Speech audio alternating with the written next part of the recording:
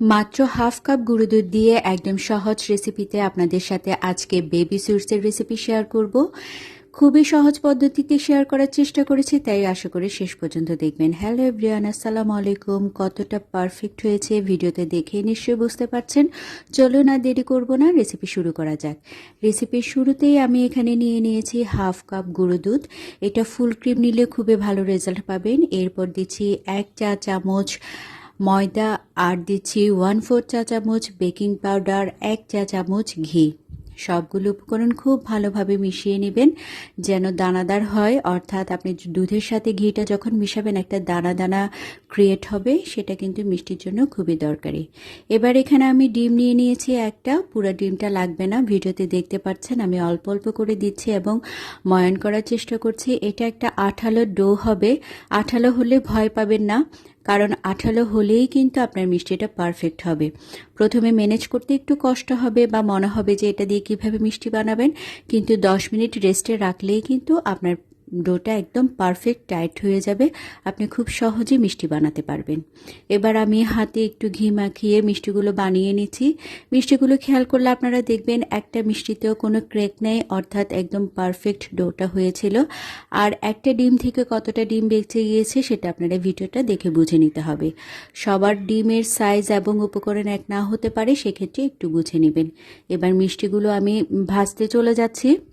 আপনারা দেখেছেন আমি একটা আঙ্গুল চুবিয়ে চেষ্টা করেছি বোঝার যে তেলটা কতটুকু গরম হয়েছে। আমার আঙ্গুলটা সহ্য করার মতো ছিল, ঠিক সেই পর্যায়ে আমি মিষ্টিগুলো ছেড়ে দিচ্ছি। মিষ্টিগুলো যখনই ছাড়বেন দেখবেন যে একটা বুদবুদে সৃষ্টি হয়েছে, অর্থাৎ আপনার তেলের তাপমাত্রাটা একদম পারফেক্ট। এবং মিষ্টিগুলো এক পিঠ হওয়ার পরে কিন্তু আপনি উল্টে যায়, ভিডিওতে দেখে একটু বুঝে নেবেন। এবার আমি হালকা করে ছাকিয়ে দিলাম যেন চারপাশে খুব ভালোভাবে হয়, এবং চামচ দিয়ে ঘুরিয়ে ঘুরিয়ে আমি পুরো মিষ্টিগুলো ভেজে নিচ্ছি।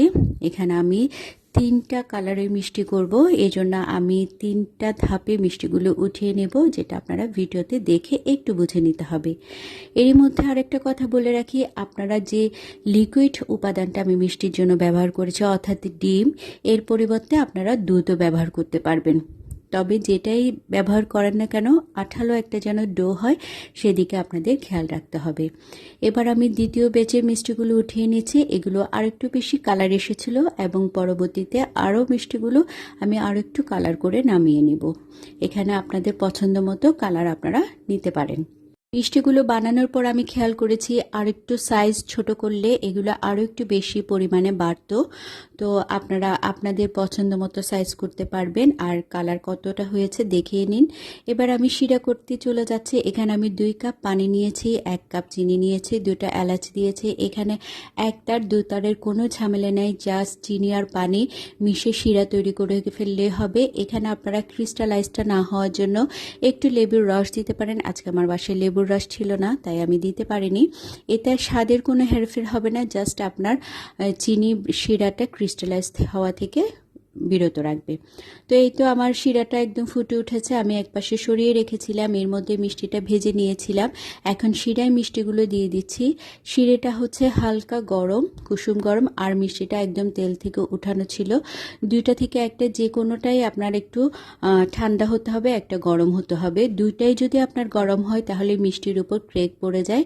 আর 10 মিনিট আমি জাল করে নিয়েছি। 10 মিনিট পর আমার মিষ্টিগুলো একদম ফুলে উঠেছে। এটা আপনারা ওভারনাইট রেখে দিলে আরও বেশ ভালো রেজাল্ট পাবেন। তো এই তো আমার মিষ্টিগুলো সব রেডি হয়ে গিয়েছে। আমি একটা দেখিয়ে দিচ্ছি কতটা জুসি হয়েছিল। আর এই ধরনের বেবি সুইটস মিষ্টিগুলো সাধারণত আমরা জর্দা তৈরিতে ব্যবহার করে থাকি, ডেজার্টের উপর সাজানোর জন্য। তো জর্দার রেসিপি অবশ্যই আমার পেজে আপলোড করব ইনশাআল্লাহ, এই জন্য পেজের সাথেই থাকবেন। আর খুব সহজ পদ্ধতিতে আজকের ভিডিওটা কেমন লেগেছে অবশ্যই কমেন্ট করে জানাতে ভুলবেন না। আর শেয়ার তো অবশ্যই করে রাখবেন নিজের টাইমলাইনে। ভালো থাকবেন, আল্লাহ হাফেজ।